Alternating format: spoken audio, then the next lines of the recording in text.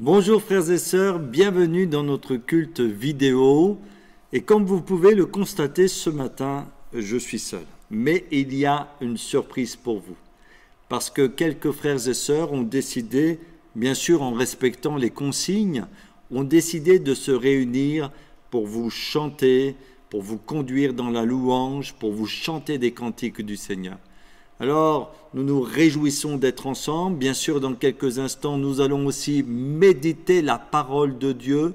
Si vous avez besoin de nous contacter, n'hésitez pas, que nous puissions passer un agréable moment dans la présence du Seigneur. Mais sans plus tarder, nous allons prier et ensuite laisser la place à ces chants qui vont réjouir notre cœur, mais surtout qui vont réjouir le cœur de Dieu. Attention, ce matin, le thème que j'ai choisi, c'est être des adorateurs en esprit et en vérité. Prions maintenant et bénissons le Seigneur. Merci bien. Merci Père Céleste pour ces moments que nous passons devant toi. Nous te prions dans le nom de notre Seigneur Jésus de nous visiter, de nous faire du bien, de nous transformer par ta puissance. Nous voulons compter sur toi. C'est vrai, Seigneur, nous voulons être ces adorateurs selon ton cœur, non pas selon nos conceptions, mais selon ce que tu as décidé de toute éternité. Bénis chacun de mes frères, chacune de mes sœurs. Fais-nous du bien au travers de ces chants. Fais-nous du bien au travers de ta parole. Nous comptons sur ta grâce. À toi la louange et la gloire. Amen.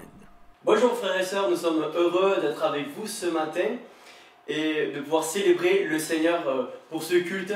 Nous avons pris quelques chants avec Manu, Sandrine et Myriam et nous voulons chanter avec vous et célébrer le nom de Jésus. Ce chant qui nous dit « Oh Happy Day, tu as pris mon péché, tu as tout changé et par toi je suis transformé. » Amen. Célébrons le Seigneur ensemble. Alléluia.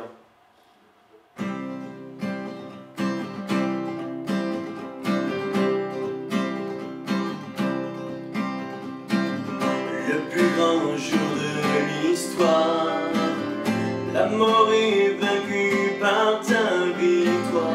Chantons-le. Jésus est vivant. Les voix vides dans ton vide, tu m'as secouru, tu es la vie.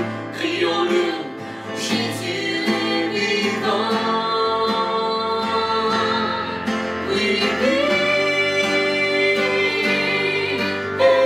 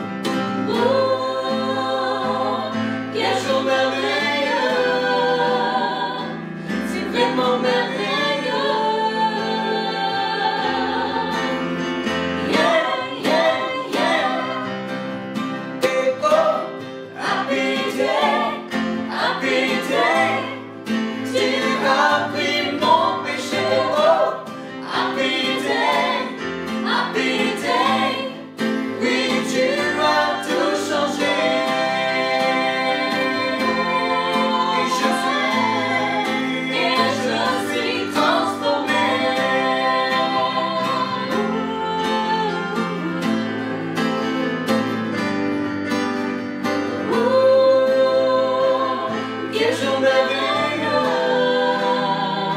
c'est tellement merveilleux. Tu m'as sauvé, oh, quel jour merveilleux, c'est vraiment merveilleux. Yeah, yeah, yeah. Et oh, happy day, happy day. Tu as pris mon péché, oh, happy day, happy day. Oui, tu as tout changé. Et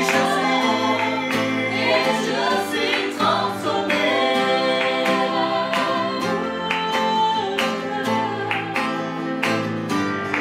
Et oh, happy day, happy day. Tu as pris mon péché, oh, happy day, happy day. Oui, tu as tout changé.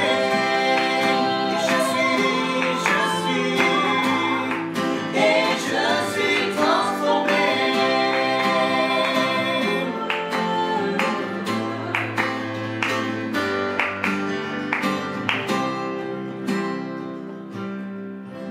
Amen, alléluia Jésus. Alléluia Jésus. Il n'y a pas d'aussi merveilleux nom que le nom de Jésus. Ce nom qui sauve, ce nom qui guérit, ce nom qui restaure, ce nom qui bénit encore ce matin. C'est ce nom-là que nous voulons louer. C'est ce nom-là que nous voulons élever. Alléluia Jésus.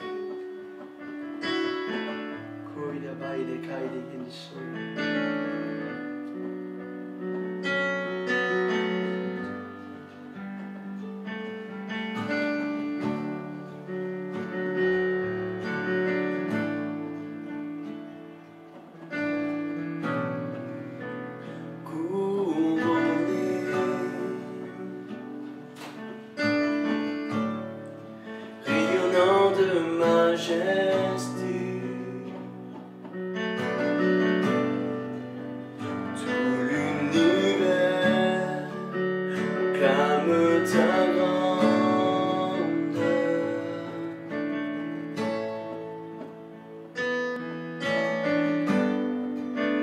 Glorifié par les anges prosternés, tu es assis à la droite du Père.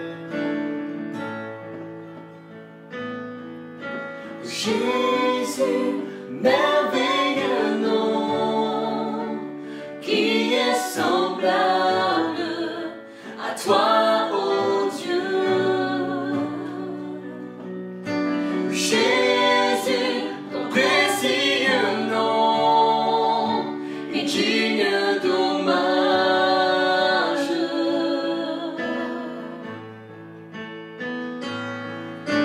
Jésus, merveilleux nom, qui est semblable à toi, ô Dieu. Jésus, ton précieux nom est digne d'hommage.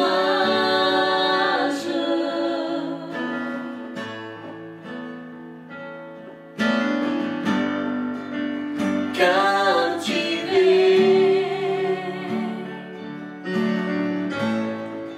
par l'éclat de ta beauté, nos voix s'élèvent pour te rendre gloire.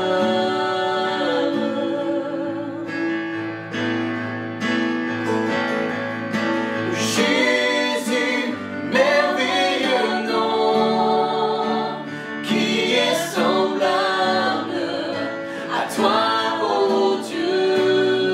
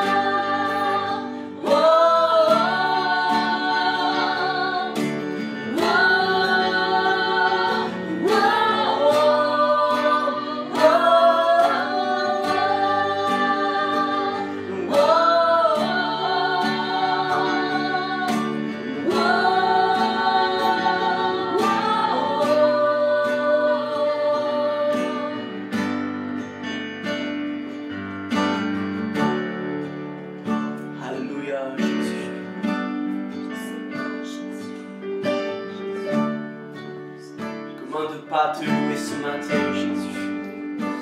Comment ne pas t'adorer, Seigneur Jésus?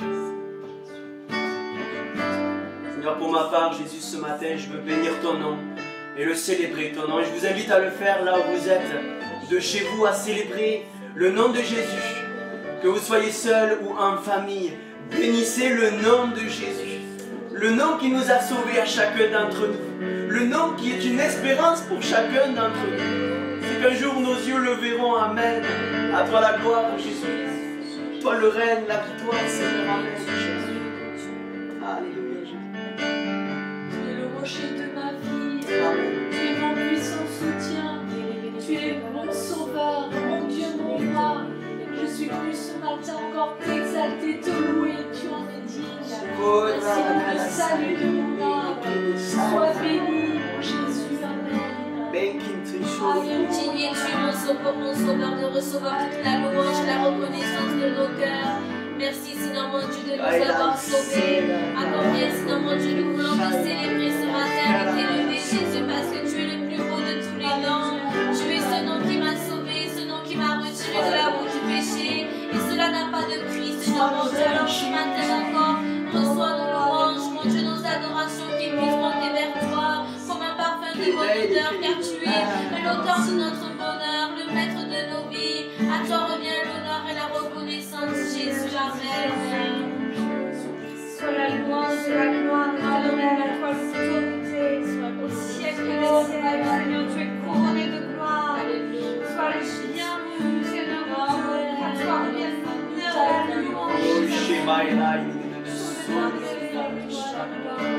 À toi, Seigneur Jésus, tu as. À toi la reconnaissance, Seigneur. Alléluia, Jésus. Merci, Jésus.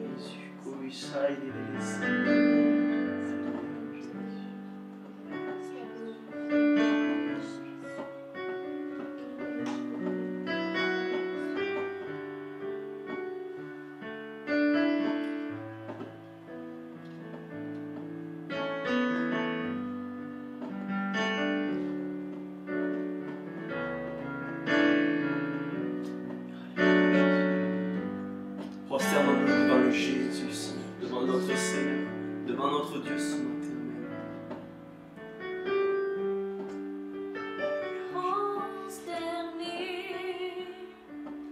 À tes pieds, je viens, Jésus, devant toi. Adorer, magnifier celui qui s'est sacrifié, quittant son Père pour la terre. Tu as laissé ta gloire et au calvaire tu t'es offert. Tu es le roi de gloire. Pour qui tu es, j'élève ton saint nom. Pour qui tu es, je veux te donner la gloire. Pour qui tu es, je viens devant ton trône, prosterné pour t'adorer.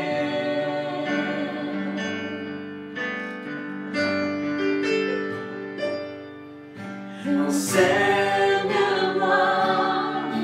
à te louer, non pas pour ce que tu fais, pour apprends-moi à t'aimer malgré mes difficultés. Et même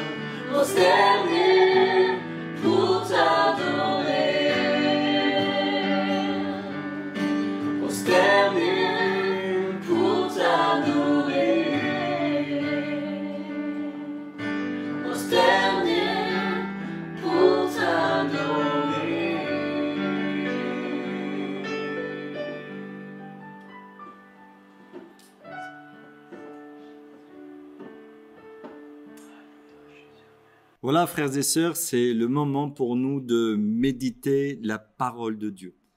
Et aujourd'hui, nous allons parler de l'un des aspects de la vie chrétienne, un aspect important, c'est celui d'être adorateur de Dieu. Vous savez comme moi-même que la Bible nous dit que Dieu cherche, que Dieu demande des adorateurs en esprit et en vérité.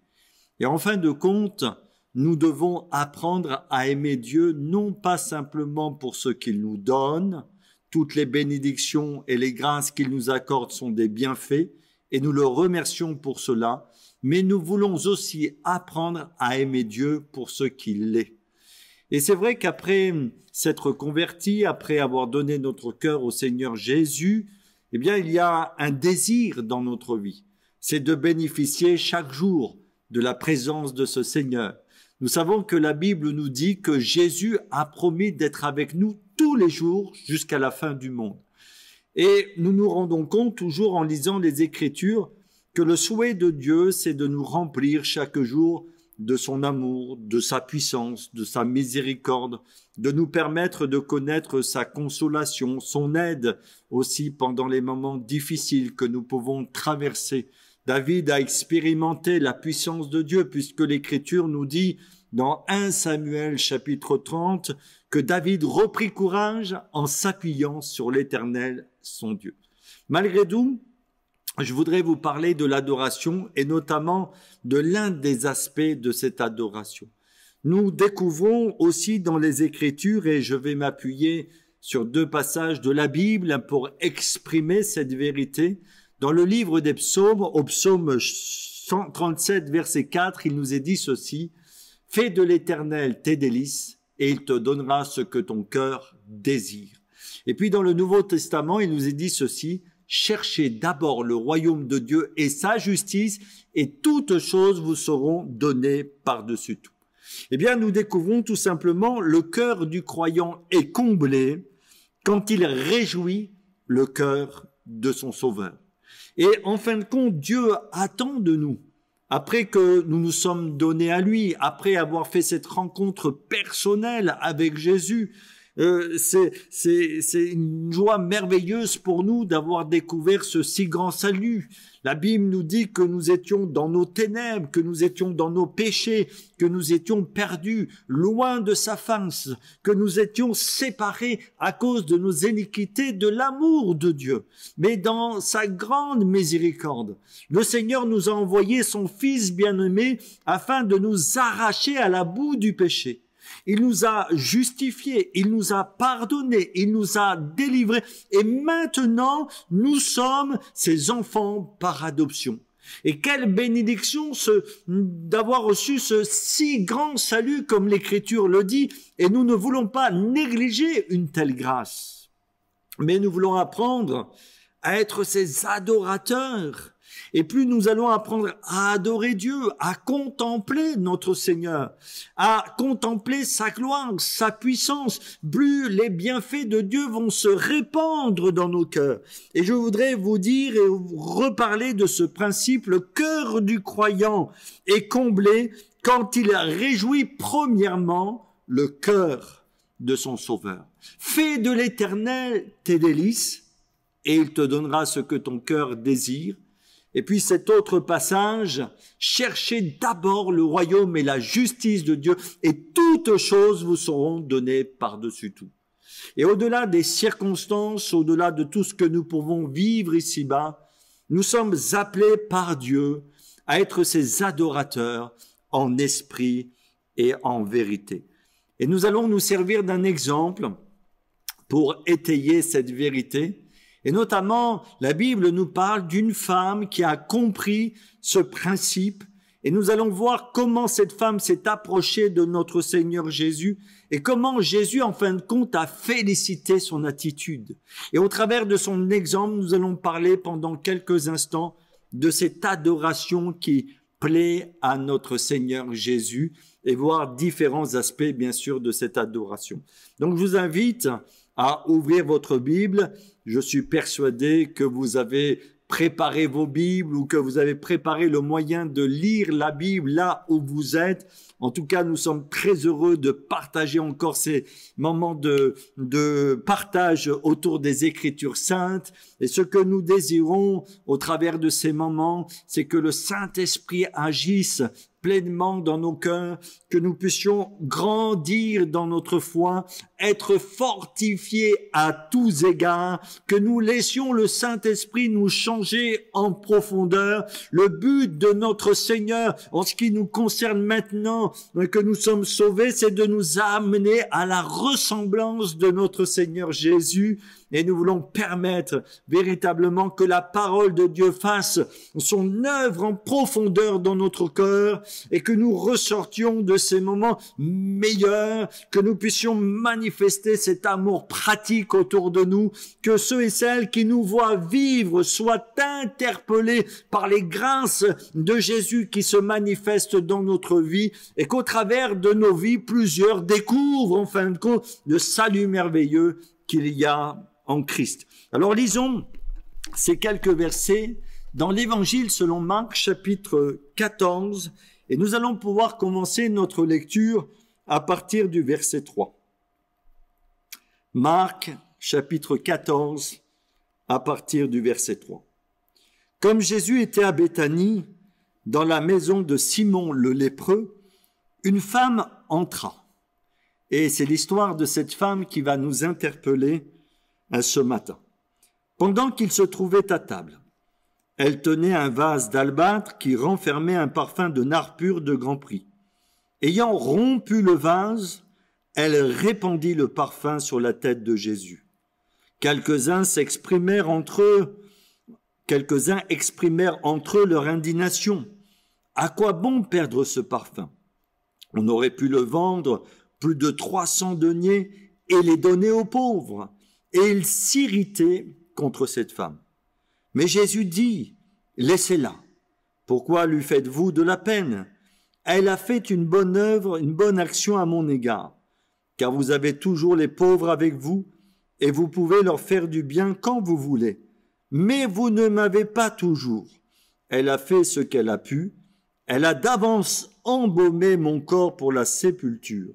Je vous le dis en vérité, partout où la bonne nouvelle sera prêchée, dans le monde entier, et même à Pézénas, alléluia, on bénit le Seigneur pour la bonne nouvelle qui retentit dans la ville de Pézénas. On racontera aussi en mémoire de cette femme ce qu'elle a fait. Amen. Donc nous allons découvrir au travers de l'histoire de cette femme différents aspects concernant l'adoration. Tout d'abord, nous découvrons dans ce passage de la Bible que cette femme s'est approchée de Jésus avec un vase. Et je voudrais prendre l'image de ce vase pour parler de notre vie. En fin de compte, quand on réfléchit un petit peu concernant la vie de l'être humain, l'existence de l'homme et de la femme ici-bas, et quand nous réalisons qui est Dieu, le créateur du ciel et de la terre, quand nous réalisons tout ce que le Seigneur a été capable de faire pour que la vie puisse exister sur terre, pour que nous puissions être en communion avec lui, quand nous réfléchissons à toutes ces choses, que pouvons-nous apporter d'autre à Dieu que notre vie? Dieu n'a rien à faire de notre argent. Dieu n'a rien à faire des biens matériels. La Bible nous dit que tout lui appartient.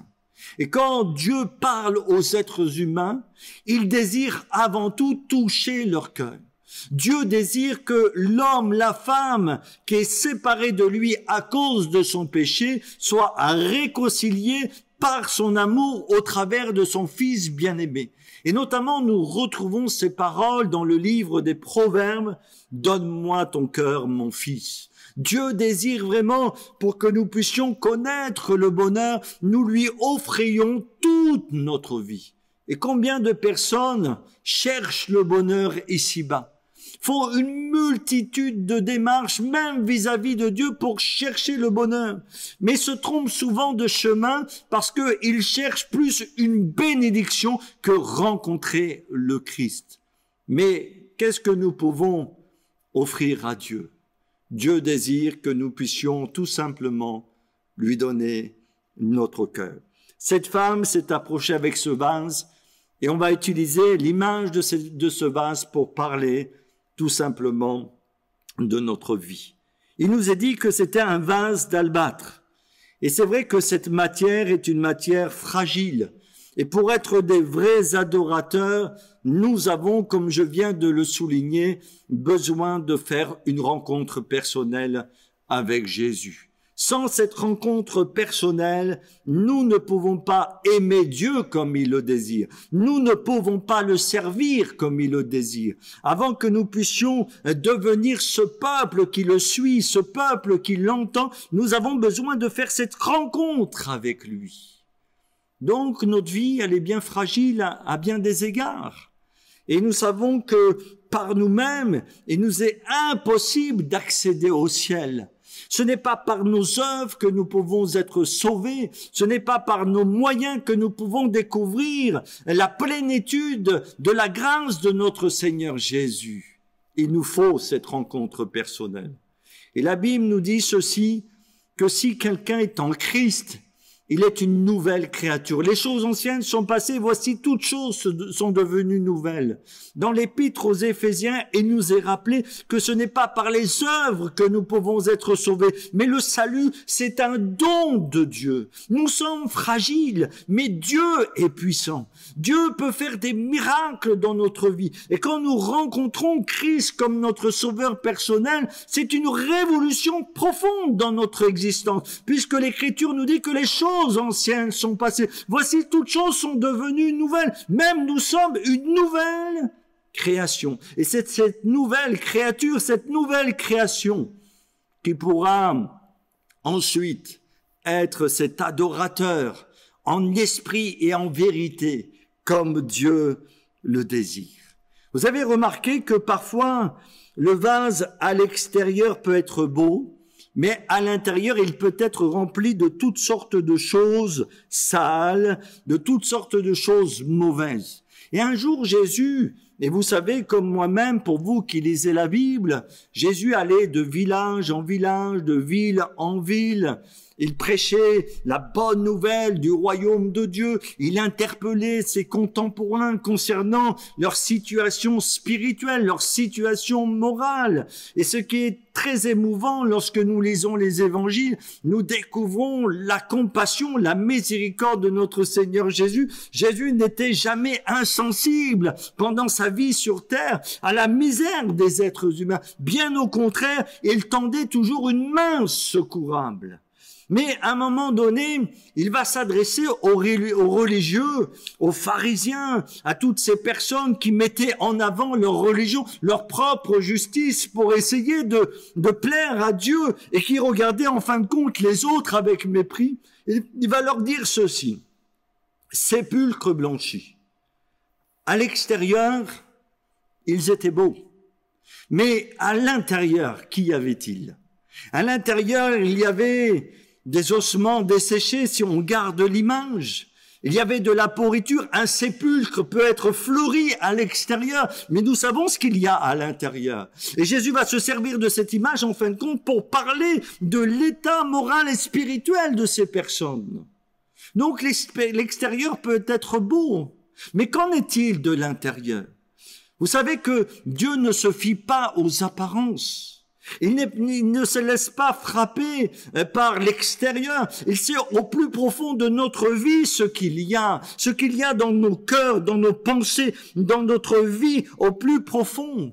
Et peut-être ce matin, quelqu'un qui est là, qui entend cette vidéo, a besoin d'être purifié, a besoin d'être lavé, parce que c'est vrai qu'il prend soin de l'extérieur, mais il se rend compte qu'à l'intérieur, il n'en est pas ainsi.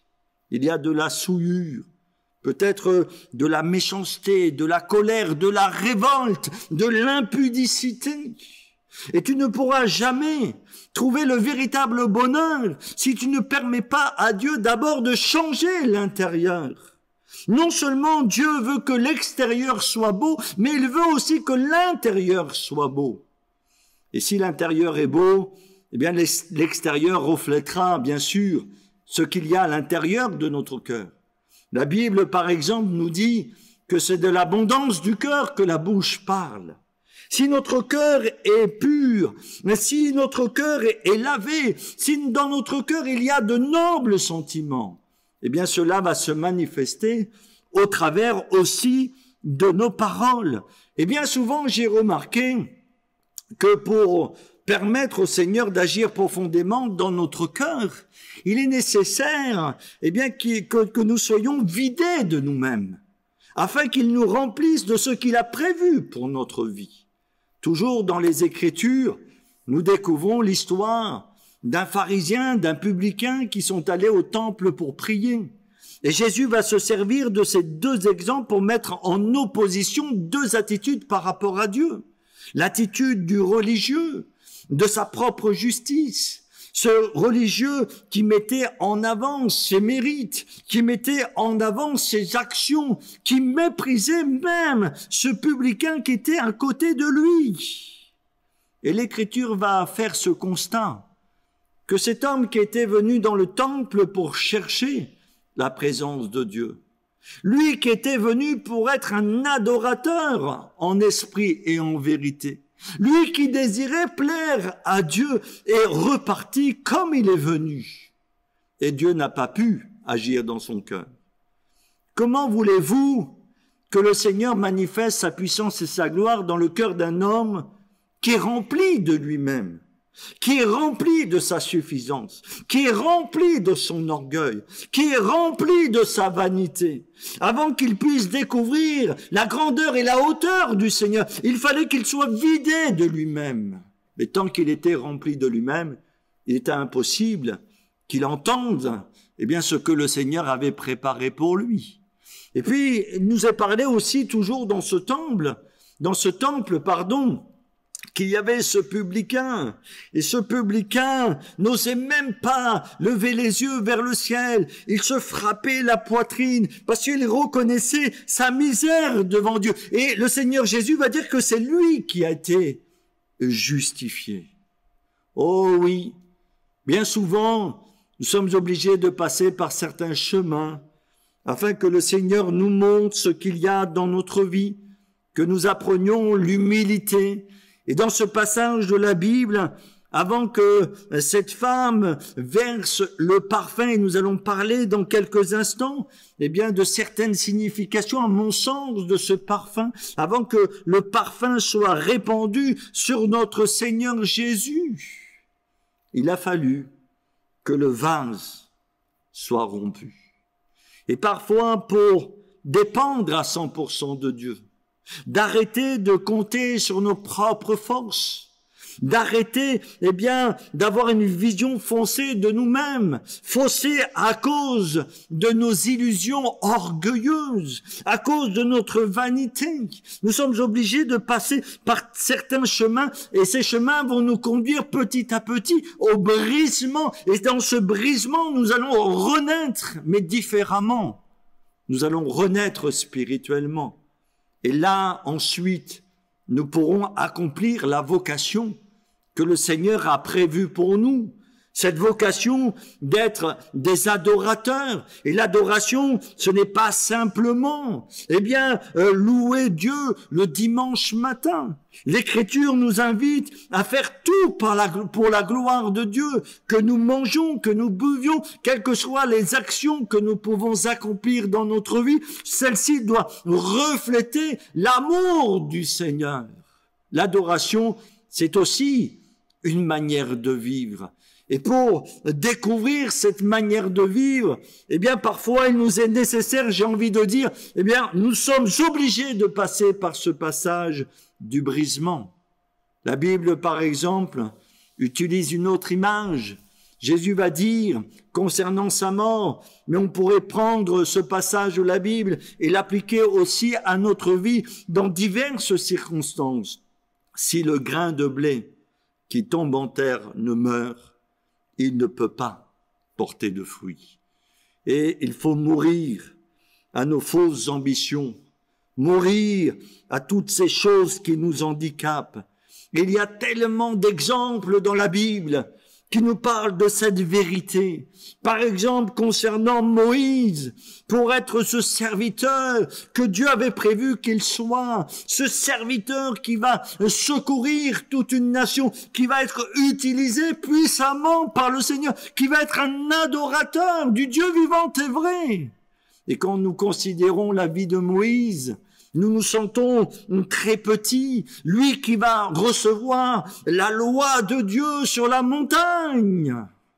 Moïse a dû connaître le brisement, comme cette femme a dû rompre le vase pour répandre le parfum sur la tête de notre Seigneur Jésus, nous aussi pour que notre vie soit agréable à Dieu. Bien souvent, nous sommes obligés d'être brisés. Et Moïse a connu ce brisement. Ce brisement s'est fait notamment quand il a compris que le peuple de Dieu était sous la servitude des Égyptiens. Et un jour, un Israélite, un Égyptien vont se disputer. Moïse, voulant faire bien, comptant sur ses propres forces, va essayer de les raisonner, va essayer de les séparer, et en fin de compte va tuer l'Égyptien. Et là, il va être obligé de fuir très loin pour sauver sa vie. Et pendant ce temps de fuite, il va être travaillé par le Seigneur. Il va comprendre que Dieu a des plans pour lui, mais que ce n'est pas lui qui peut accomplir ses plans pour sa vie. Il faut que le Seigneur fasse son œuvre en profondeur dans son cœur, afin qu'il soit utile entre ses mains. Mais quel homme il va devenir ensuite? Une naissance spirituelle, une renaissance spirituelle. Et nous aussi, frères et sœurs, nous qui voulons être de ceux et de celles qui proclament le message de l'Évangile, attention aux apparences à l'extérieur, attention aux rites, et peut-être qui nous donnent bonne conscience. Faisons attention à toutes ces choses qui, en apparence, voudraient nous faire croire que nous sommes dans une véritable piété. Mais parfois, nos cœurs sont tellement loin des réalités spirituelles. Il faut que le vase soit rompu. Alors parfois il est plus ou moins épais, le vase. Et Dieu est obligé de nous faire passer par un tel chemin afin que nous apprenions à nous abandonner pleinement entre ses mains. Mais béni soit Dieu le jour où nous le faisons. Quand nous livrons tout notre être sur l'autel de la grâce, afin que notre vie, elle soit véritablement guidée par le Seigneur. Et vous savez ce que l'apôtre Paul a pu dire. Ce n'est plus moi qui vis, c'est Christ qui vit en moi. Et même il ira plus loin dans son raisonnement. Si je vis sur terre, il va dire, c'est pour le Christ. Si je meurs, c'est pour le Christ. Et même il va aller plus loin. Ces paroles peut-être peuvent nous froisser ou nous choquer, et même nous interpeller. Il va dire ceci, la mort m'est un gain. Mais il savait qu'il était plus utile à ce moment-là pour édifier les églises de Dieu. Mon ami, mon frère, ma sœur, où en sommes-nous dans notre vie chrétienne? Peut-être ce temps de confinement t'amène à réfléchir.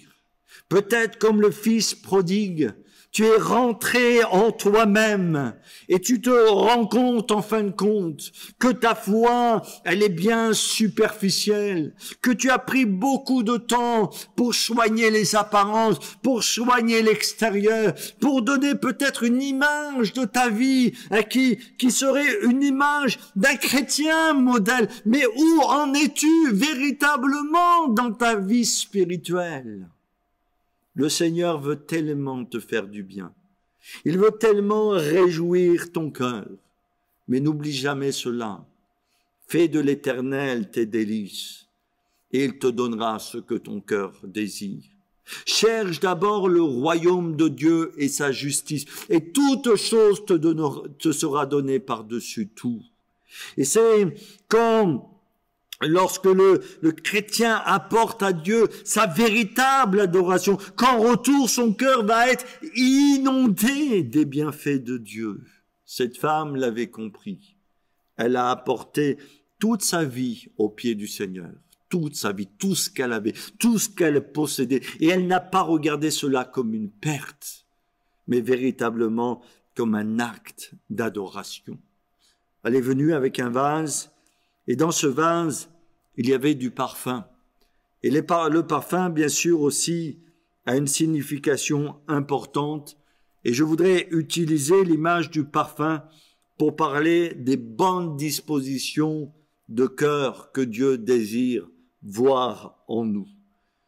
Bien sûr, la première disposition que Dieu désire voir dans notre cœur, c'est un amour vrai, un amour sincère, un amour désintéressé. Et s'il y a bien un mot qui perd de plus en plus son sens dans notre monde, c'est bien le mot amour. Et parfois ce mot est utilisé à toutes les sauces. Le mot amour, le mot adorer, on l'utilise comme ça de toutes sortes de manières. Même on est capable, ou certaines personnes sont capables de dire « j'adore les pâtes ». Mais comment pouvons-nous adorer les pâtes? C'est une faute de langage. Et en ce qui concerne l'amour, on peut dire facilement « j'aime » ou « je t'aime ». Mais qu'en est-il en ce qui concerne Dieu? Et dans nos chants, on va mettre en avant cet amour pour le Seigneur. On va lui dire, je te donne toute ma vie, tu es tout pour moi, tu es le Seigneur de ma vie. Mais qu'en est-il en réalité? Est-ce que cet amour pour Dieu est un amour véritable? Vous connaissez l'histoire de Pierre qui a renié le Seigneur Jésus. Et ensuite Jésus va lui poser 3 fois la question, m'aimes-tu? Et bien sûr, dans la version originale, il y a une nuance à chaque fois que Jésus va lui poser cette question. Et il va utiliser, en fin de compte, 2 notions, celle de l'amitié et celle de l'amour. Et Pierre va être obligé de reconnaître, en fin de compte, puisqu'il venait de le renier, que son amour était plus de l'amitié que de l'amour, même s'il était sincère. Et il va apprendre petit à petit à aimer Dieu comme Dieu le désire. Alors oui, nous ressentons bien sûr notre faiblesse, mais nous savons que si nous réclamons la grâce de Dieu, eh bien nous aurons la capacité, les forces, les moyens et le chemin pour aimer Dieu comme il le désire, l'aimer de tout notre cœur. Vous connaissez aussi cette parole de la Bible qui nous dit ceci: tu aimeras le Seigneur ton Dieu de tout ton cœur, de toute ton âme, de toute ta force, de toute ta pensée, et ton prochain comme toi-même. Et Jésus va dire ceci: aimez-vous les uns les autres comme je vous ai aimé. Et n'est-ce pas la prière que nous pourrions faire ce matin, Église de Pézénance? Et c'est vrai que ces temps particuliers que nous vivons nous a peut-être éloignés physiquement. Et vous connaissez cet adage qui nous dit, loin des yeux, loin du cœur. Et peut-être, pour certains, cet amour s'est refroidi. Mais ces moments ne sont-ils pas l'occasion pour nous d'être renouvelés dans cet amour pour Dieu, dans cet amour pour l'Église, dans cet amour pour nos frères et sœurs? Et Dieu désire voir cet amour dans notre vie. 1 Corinthiens 13 nous dit ceci, que je pourrais parler toutes les langues des hommes, toutes les langues des anges. Je pourrais distribuer tous mes biens aux pauvres. Je pourrais avoir la foi pour déplacer des montagnes. Vous vous rendez compte quand même? Je pourrais même donner ma vie en sacrifice. Si je n'ai pas d'amour, eh bien tout ce que j'entreprends, tout ce que je fais, que tout ce que je projette ne sert à rien. Et l'Écriture va 1 degré encore plus loin. Elle dit ceci: si je n'ai pas l'amour, je suis rien. Je voudrais vous poser cette question, et vous pouvez me répondre par mail ou vous pouvez m'appeler sans problème. Qu'est-ce que c'est vraiment d'aimer Dieu? On dit que Dieu doit avoir la première place dans nos vies. Mais que cela signifie-t-il qu'il ait la première place? Et puis, nous avons parlé au début de cette méditation, nous sommes arrêtés sur le psaume 37, verset 5, qui nous dit « Fais de l'Éternel tes délices, et il te donnera ce que ton cœur désire. » Mais c'est quoi de faire de Dieu ses délices? Cela nous interpelle concernant notre cheminement dans la foi. Et Jésus dit, cherchez d'abord le royaume et la justice de Dieu, et toutes choses vous seront données par-dessus tout. Alors on comprend intuitivement ce que c'est d'aimer Dieu. Mais n'avons-nous pas besoin de grandir dans ce domaine? L'amour ne fait pas de mal. L'amour est rempli de patience, l'amour est plein de bienveillance, l'amour se réjouit de la justice, l'amour cherche à plaire à Dieu par-dessus tout, l'amour nous amènera à ne pas blesser notre frère, à ne pas blesser notre sœur, à ne pas blesser ceux et celles qui sont autour de nous. L'amour nous conduira à vivre toujours plus près de ce Sauveur merveilleux. Alors quand je considère tout ce que l'Écriture me dit concernant l'amour, je me sens bien petit. Mais cet amour est aussi déversé dans nos cœurs par le Saint-Esprit. Et comme nous l'avons vu, cette femme est venue avec ce vase rempli de parfums. Et pour que Dieu remplisse notre vase, notre vie de cet amour, nous avons vu aussi que parfois il a besoin d'être vidé de tout ce qu'il a pu accumuler et de tout ce qu'il y a de mauvais dans notre vie. Et le sang précieux de Christ est capable de nous purifier de toute iniquité, de tout péché.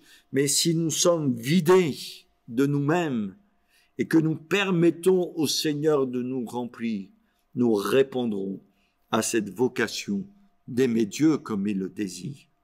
Aussi, ce parfum qui parle des bonnes dispositions de cœur que Dieu désire voir dans notre vie, eh bien, je parlerai en quelques mots de la foi, de la conviction de cette femme, parce que elle a osé s'approcher de Jésus, elle a osé croire, elle est venue, eh bien, nous l'avons lu au début, dans la maison de Simon le lépreux, pendant qu'il se trouvait à table. Elle est venue, elle a osé, eh bien, croire que si elle allait s'approcher de Jésus, Jésus ne la mettrait pas dehors. Quelle foi! Et Dieu désire que nous nous approchions de lui avec foi.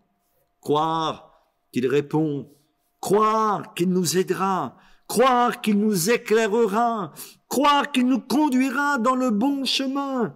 Toutes sortes de doutes peuvent nous envahir parfois. Et vous savez que l'ennemi de notre âme peut essayer, eh bien, de souffler à nos oreilles bien des choses concernant Dieu, bien des choses concernant notre vie chrétienne. Il voudrait parfois nous amener à douter de l'amour de Dieu pour notre vie, de croire que Dieu est capable de prendre soin de notre existence, de nos familles, de nous garder, eh bien, sur cette terre.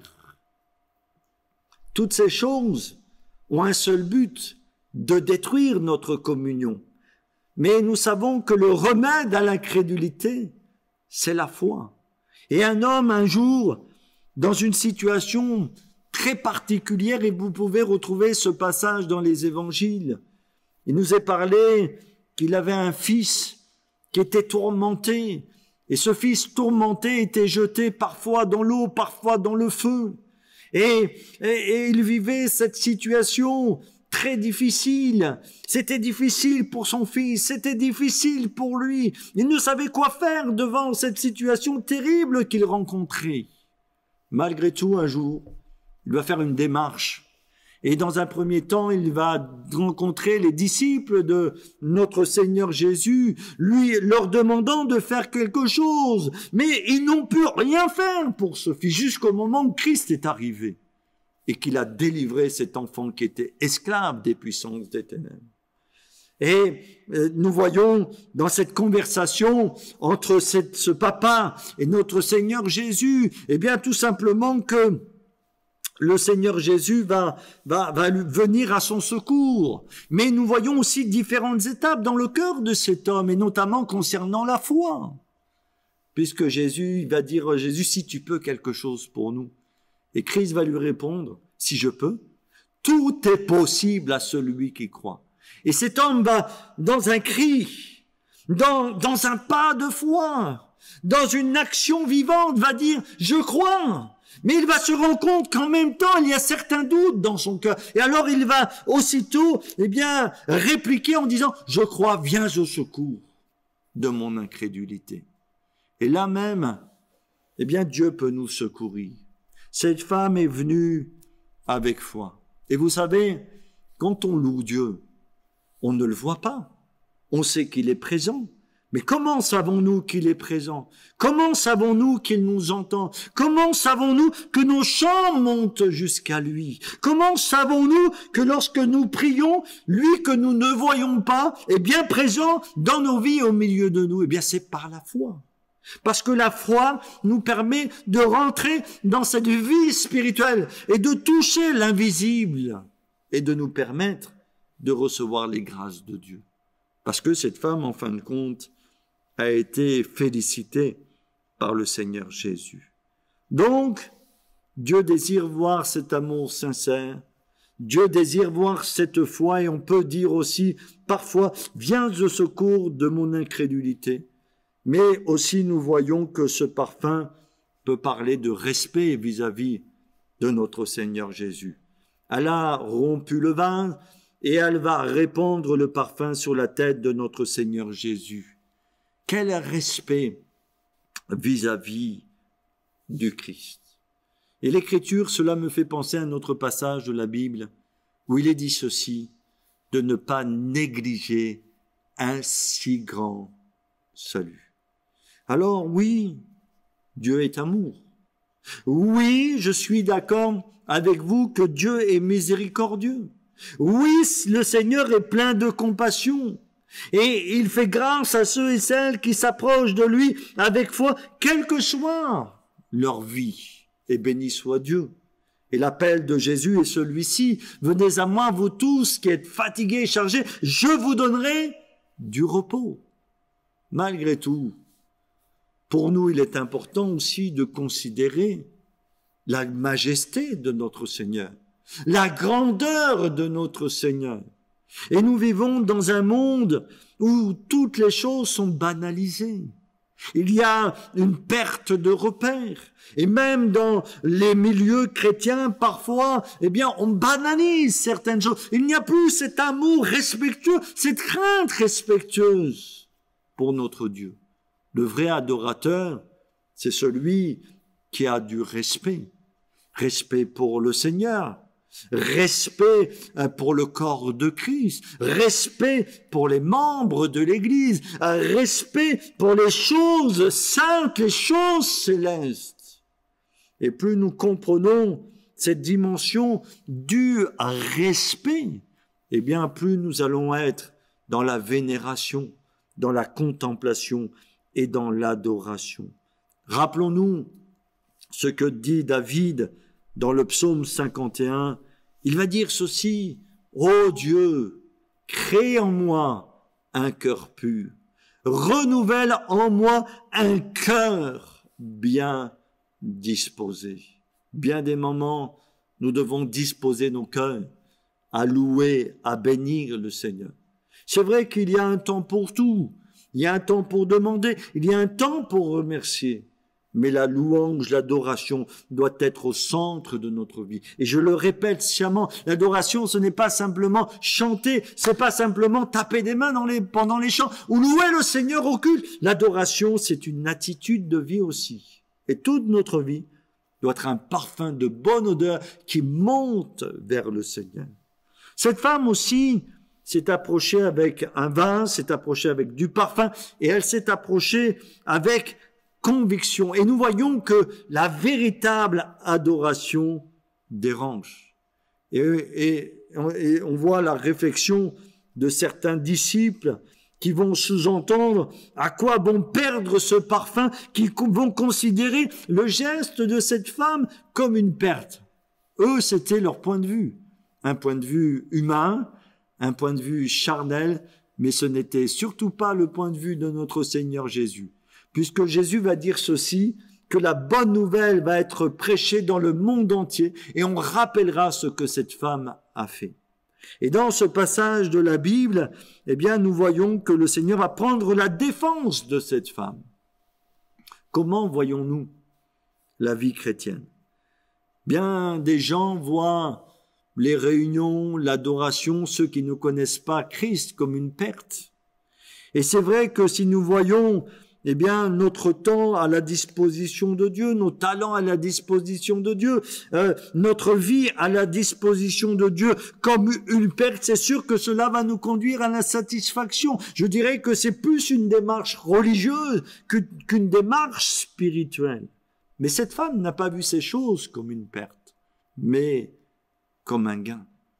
Elle a compris que si elle apportait tout au Seigneur, en retour, elle recevrait la bénédiction de Dieu. Et je vous rappelle ce principe que j'ai déjà évoqué, mais pour que cela soit bien inscrit dans nos cœurs. C'est lorsque le chrétien apporte à Dieu son adoration véritable qu'en retour son cœur va être inondé des bienfaits du Seigneur. Et en accomplissant ce geste d'amour, ce geste de foi, ce geste avec respect vis-à-vis de Jésus, elle va recevoir au centuple ce que le Seigneur avait préparé pour elle. Donc, peu de personnes l'avaient comprise. Mais Jésus a vu sa démarche. Et Jésus va se servir de sa démarche pour nous amener, nous aussi, à être ces adorateurs en esprit et en vérité. Donc, la véritable louange, la véritable consécration, l'abandon de notre vie entre les mains du Seigneur peuvent être parfois mal compris par ceux qui nous entourent.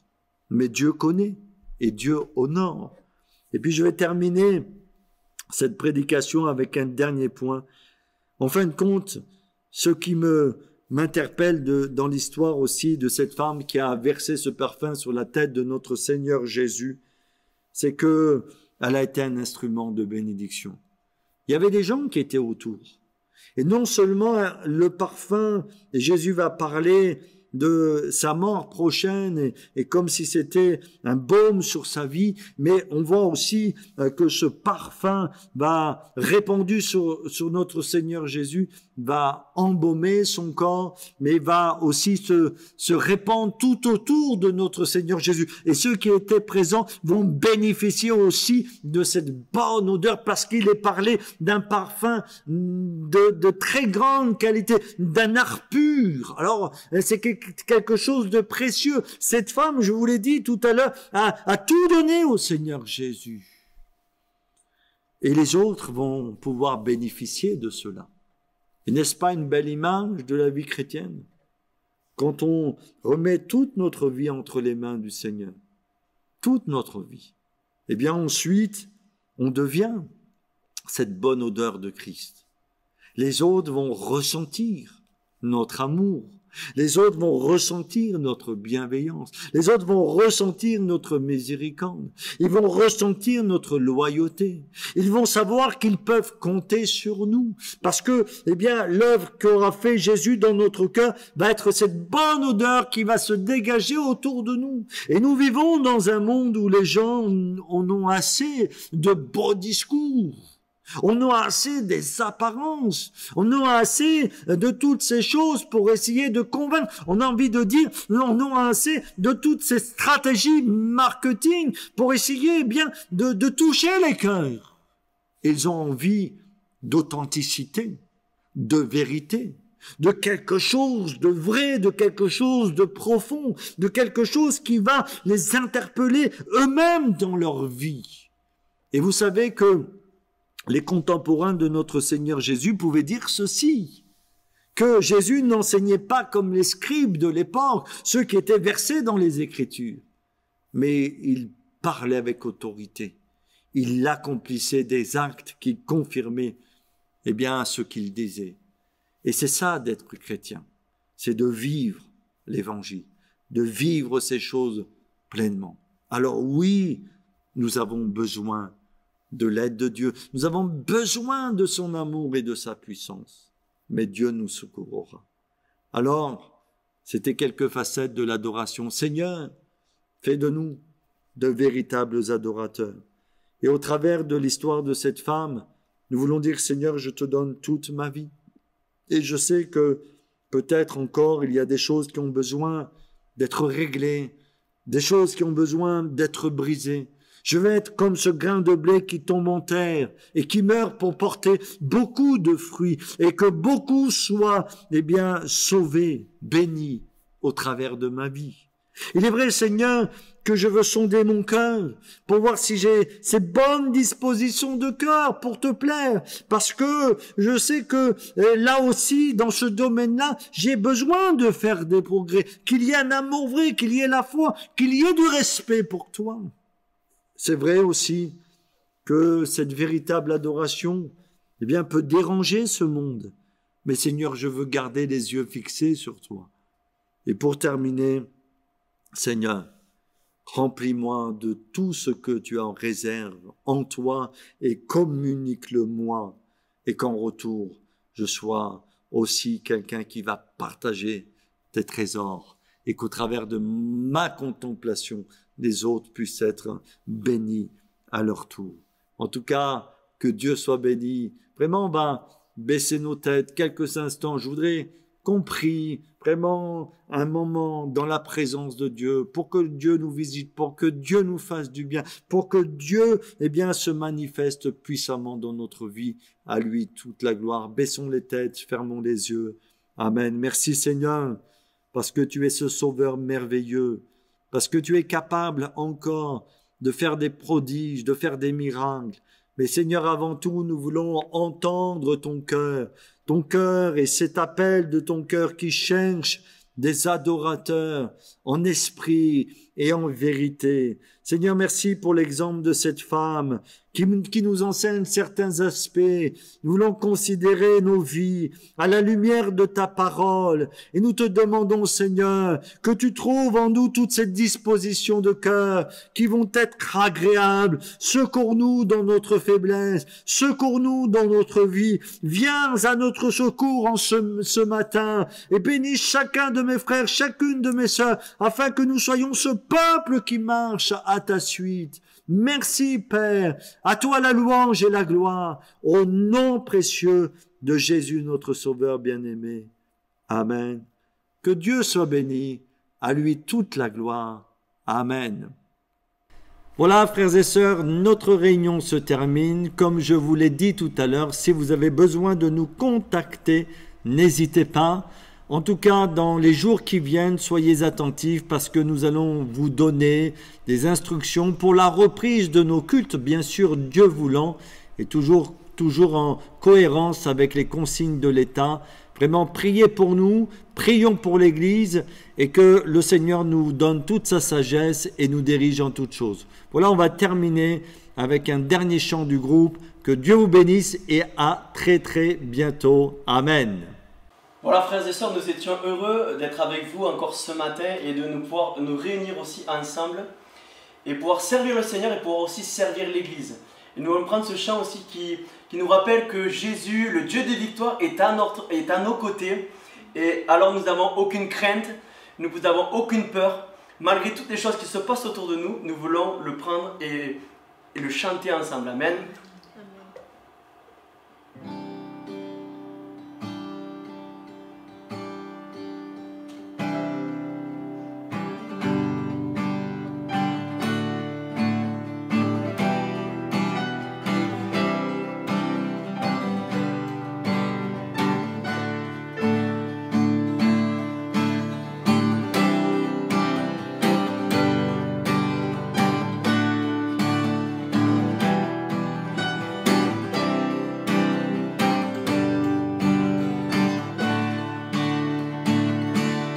L'ombre et la peur peuvent m'entourer, les éléments se déchaîner.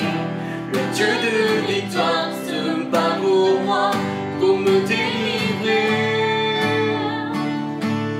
Rien ne saura lui résister, rien ne pourra le faire plier. Jésus, ma victoire, a pris la croix et l'a terrassée.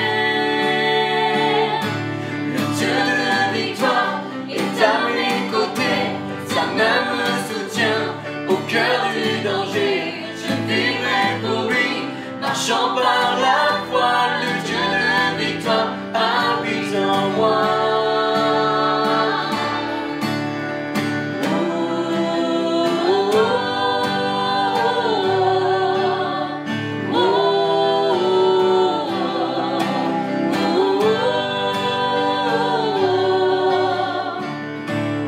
Les océans peuvent s'agiter, leurs vagues sur ma vie se briser. Le Dieu de victoire élève sa voix pour tout apaiser. Le Dieu de victoire est à mes côtés, sa main me soutient au cœur du danger. Je vivrai pour lui, marchant par la foi. Le Dieu de victoire habite en moi. Le Dieu de victoire est à mes côtés, sa main me soutient au cœur du danger. Je vivrai pour lui, marchant par la foi. Le Dieu de victoire habite en moi.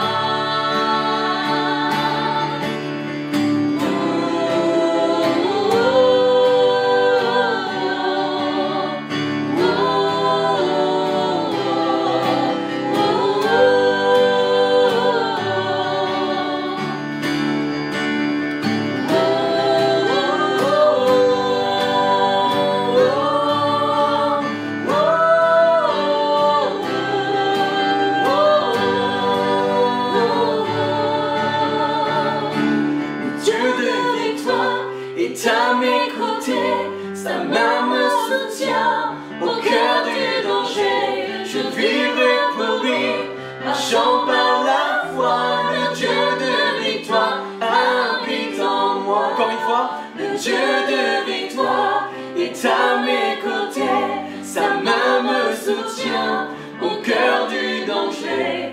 Je vivrai pour lui, marchant par la